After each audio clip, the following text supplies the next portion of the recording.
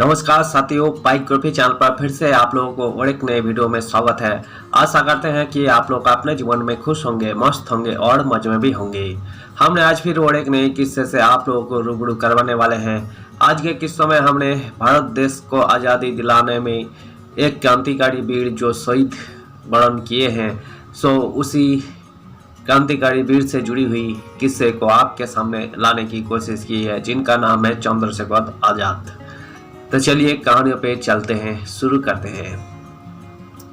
किसने की थी चंद्रशेखर आजाद की मुखबिरी, उसका क्या हुआ था? Chandrashekhar Azad death anniversary.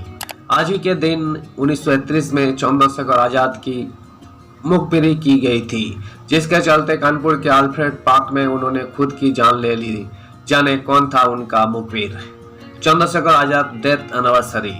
आज के दौर में क्रिकेट के हीरो होते हैं, बॉलीवुड के हीरो होते हैं, तो बीते दौर में देश के हीरो हुआ करते थे, जिन्होंने देश की आज़ादी में अपनी जान तक न्योछावर कर दी थी।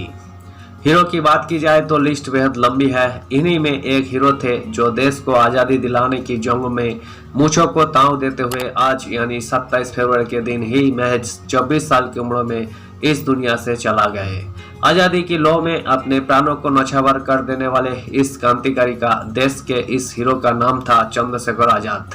आज भी भारत में जब आज़ादी के आंदोलन की बात की जाती है, तब चंद्रशेखर आजाद का नाम बड़े ही गर्व के साथ लिया जाता है। 23 जुलाई 1906 को जन्मे चंद्रशेखर आजाद ने 27 फरवरी 1931 को अपनी ही पिस्टल से खुद को गोली मार ली थी, क्योंकि वही अंग्रेजों के हाथों में जिंदा नहीं आना चाहते थे।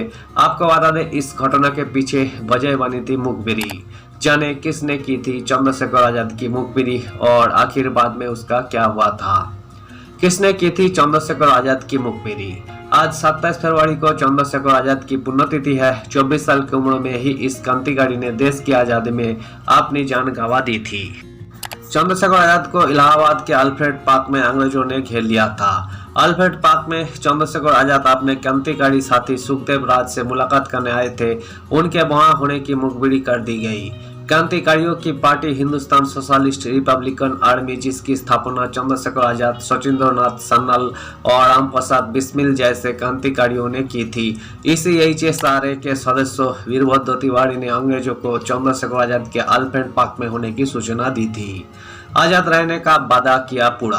CID प्रमुख JRH नट बबर ने इलाहाबाद पुलिस के साथ मिलकर चंद्रशेखर आजाद को अल्फ्रेड पार्क में घेर लिया। चंद्रशेखर आजाद ने सुखदेव राज को आज़ादी की लड़ाई जारी रखने के लिए बाहर जाने के लिए कहा। सुखदेव को बाहर भेजने के लिए उन्होंने कवर फायर दिया और अंग्रेजों से जवाबी फायर में उन्होंने 3 अंग्रेजी सैनिकों को मार गिराया। इस दौरान वही खुद भी घायल हो गए थे। उन्होंने प्रण लिया था कि वही हमेशा आजाद रहेंगे और कभी भी जिंदा नहीं पकड़े जाएंगे। इसी वजह से उन्होंने अपनी बंदूक की आखिरी गोली खुद को ही मार ली। मुखबिरी करने वाले वीरभद्र तिवारी का क्या हुआ? देश को आजाद होने में समय लगा। इसके पीछे सबसे बड़ा कारण यही था कि देश के कोई लोगों के अंदर देश भावना ही नहीं थी, उनके अंदर लालच था। वही भी इस कदर था कि उन्होंने हर एक मौके पर देश को बेचने में कसर नहीं छोड़ी। ऐसा ही वीरभद्र तिवारी ने किया, जिसने चंद्रशेखर आजाद की मुखबिरी की और देश ने एक क्रांतिकारी खो दिया। जब हिंदुस्तान सोशलिस्ट रिपब्लिकन आर्मी के एक और क्रांतिकारी सदस्य रमेश चंद्र गुप्ता को इस मुखबिरी का पता चला, तो वही उत्तर प्रदेश के उड़ई गया, जहां वीरभद्र तिवारी मौजूद था। उन्होंने वीरभद्र तिवारी पर गोली भी चलाई। हालांकि उसमें वही बच गया, लेकिन उसकी हत्या के प्रयास के लिए रमेश चंद्र गुप्ता गिरफ्तार हो गए और उन्हें 10 साल की जेल भी हो गई। इसके बाद वीरभद्र तिवारी का क्या हुआ, इस बारे में कोई जानकारी सामने नहीं आई है। धन्यवाद साथियों, इस वीडियो में हमने महान क्रांतिकारी वीर चंद्रशेखर आजाद से जुड़ी हुई किस्से को आपके सामने रखने की कोशिश की है। उम्मीद है दोस्तों वीडियो आपको जरूर पसंद आई होगी। वीडियो पसंद आए तो लाइक कर दीजिएगा। चैनल पर नए आए हैं प्लीज एक सब्सक्राइब कर दीजिएगा।